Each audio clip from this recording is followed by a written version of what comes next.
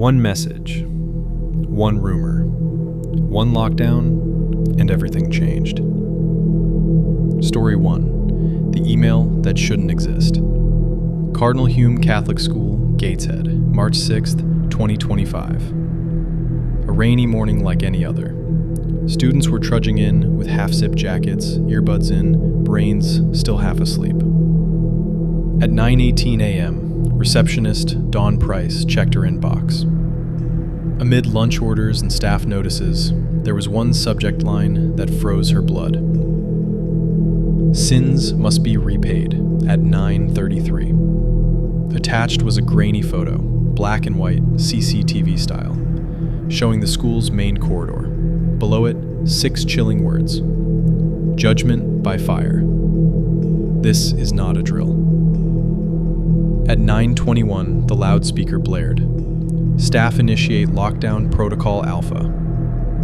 The sentence sent a ripple through every room. In B3, Mr. Collins, history teacher, usually laid back, moved like someone had lit a fuse. Lights off, blinds down, doors locked. Students slid beneath desks, whispering questions no one could answer. Then came the first phone buzz.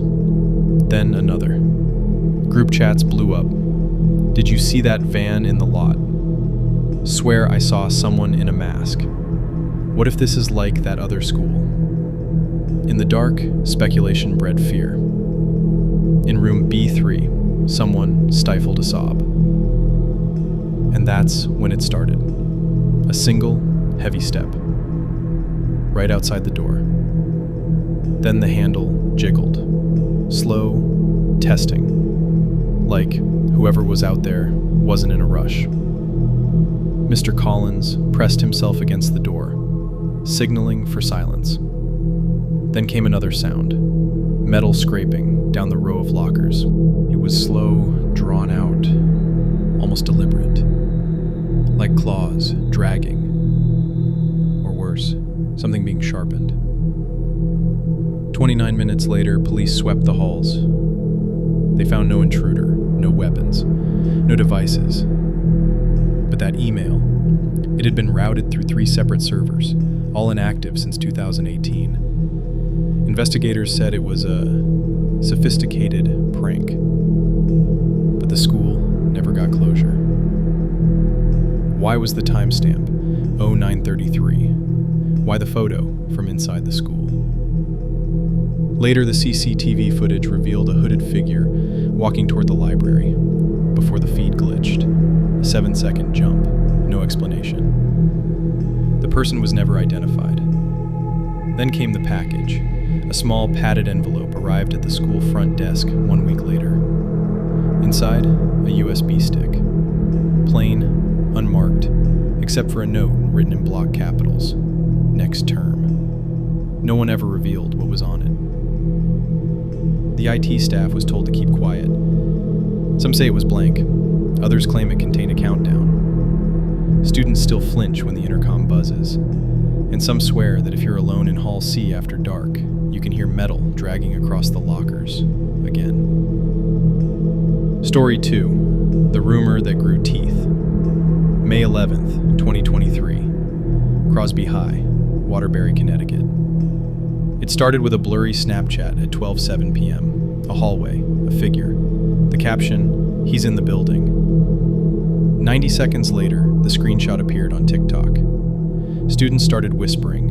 One girl passed out in the cafeteria. Teachers didn't even get a chance to verify before lockdown hit. Doors slammed. Lights went off. Students barricaded themselves with whatever they could find. In room 214, Miss Alvarez stacked textbooks and filing cabinets in front of the door. Her hands were shaking. Inside the room, the kids were split. Some panicked, others cracking jokes to keep fear at bay. But then came the sound. A thud. Then another. Getting closer. One student whispered, "Gunshots." But it wasn't. It was the sound of 2 parents trying to break into the building to reach their children. They had seen the Snapchat and rushed in with 0 information. Police tackled both of them to the floor in front of stunned students. By then, the panic had reached maximum velocity. a live TikTok stream was showing breaking news that students had been shot. Twitter was flooded with fake videos. After 45 chaotic minutes, the lockdown was lifted, and the gunman, a 15-year-old sophomore, he didn't have a weapon, he had a phone, and a craving for followers. The student admitted he wanted to go viral, but investigators found more. On his device was a link to a Discord server, Hephaestus. Named after the Greek god of fire and forges, the server was filled with playbooks for hoaxes, message templates. Step 3. Trigger parental panic. Step 4. Watch the media do the rest. Authorities shut the server down, or at least they tried. But 3 days later, another school in Oregon reported a similar lockdown hoax with nearly identical language. And then came the locker photo. Some students enhanced the original Snapchat and spotted something no one expected. A reflection. A smiling face, cartoonish, an emoji mask, oversized and emotionless. The image was deleted from the internet days later, but some swear they saved it. And now, they're afraid to open it. Because rumor has it, if you zoom into the mask's eyes, there's something written there. I watch. Story 3. The Post That Cried Wolf. March 7th, 2022, Pine Hollow High, West Virginia. 10:42 a.m. A student named Kat was in Chemistry Lab 203 when her phone vibrated. A message from a friend. Check Instagram. Now. An anonymous story had just gone up. Gun in school, Hall B.